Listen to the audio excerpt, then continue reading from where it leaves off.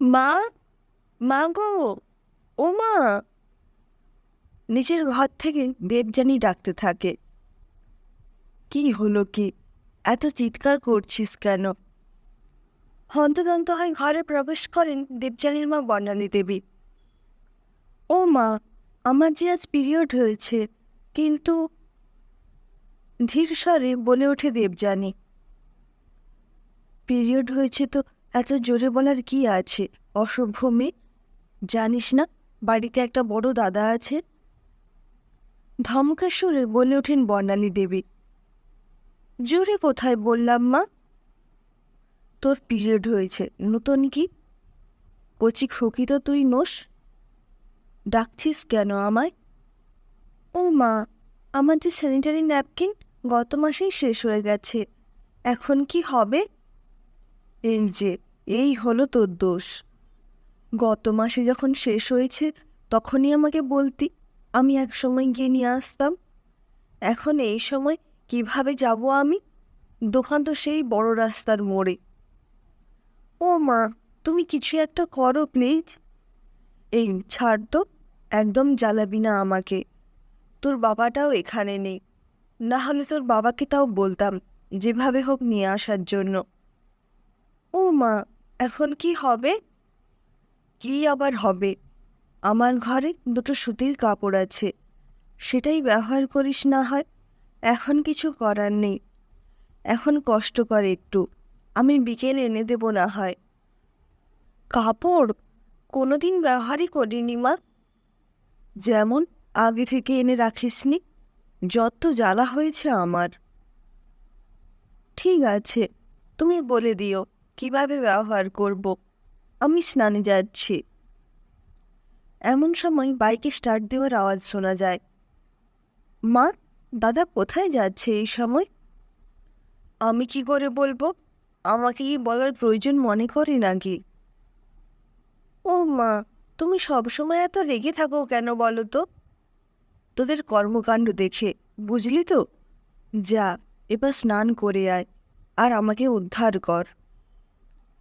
কিছুক্ষণ পর, মা, ও মা, খেতে দাও।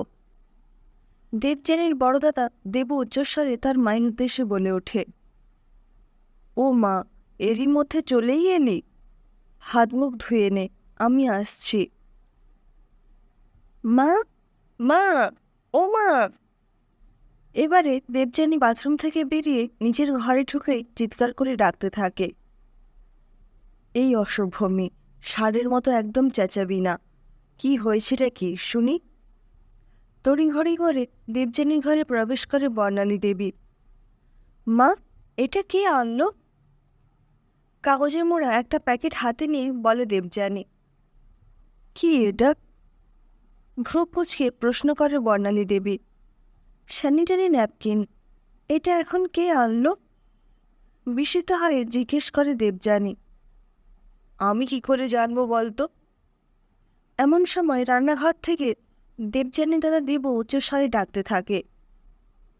মা, ও মা, খেতে দাও না, ধুর, ভালো লাগে না। এই, এত অধৈর্যের কি আছে? বস, খাওয়ার আনছি। বর্ণালী দেবী রান্নাঘরের দিকে যেতেই দেবু বলে ওঠে। মা, বনুকে বলো সুতির কোনো কাপড় ব্যবহার করতে হবে না, এই সময় পরিষ্কার স্যানিটারি ন্যাপকিনই ব্যবহার করতে হয়। বর্ণালী দেবী থমকে দাঁড়ায়, নিষ্পলক দৃষ্টিতে দেবর দিকে তাকিয়ে থাকে। কি হলো, এমনভাবে কি দেখছ? না, মানে, প্যাকেটটা তাহলে তুই? হ্যাঁ, আমি এনেছি। আর তুমি তো অদ্ভুত মা, ঘরে যখন স্যানিটারি ন্যাপকিন নেই তখন তো আমাকে বললেই পারতে, তা নয় বনুকে কাপড় ব্যবহার করতে বলছো। তুমি জানো ব্যবহার করা কাপড় কত ক্ষতিকর? তুই কি বলছিস এসব? তোর লজ্জা লাগছে না এসব কথা অকপটে বলে যাচ্ছিস? হতভম্ব হয়ে যান বর্ণালী দেবী নিজের ছেলের মুখে এসব কথা শুনে। ও মা, লজ্জা লাগবে কেন? এতে কি লজ্জার কিছু আছে? আমার তো মনে হয় না। আর এটা কিনতে তো কোনো ছেলেরই লজ্জা হওয়া উচিত নয়। বরং বোনের জন্য, মায়ের জন্য স্যানিটারি ন্যাপকিন কিনে হাতে দেওয়াটাই দায়িত্ববোধ। আর তাছাড়া বনু আমার হাতে প্রতি বছর রাখি বাঁধে, ভাই ফোঁটা দেয়। আমি ওকে কথা দিয়েছি নিজের সবটুকু দিয়ে ওকে আগলে রাখবো, ওর খেয়াল রাখবো। এই দেবু, তুই ঠিক আছিস তো বাবা? এত লাজুক ছেলে, হঠাৎই এত আপডেট কবে হলি রে? এতগুলো কথা বলে ফেললি, একটুও লজ্জা লাগলো না? হ্যাঁ, আমি ঠিকই আছি।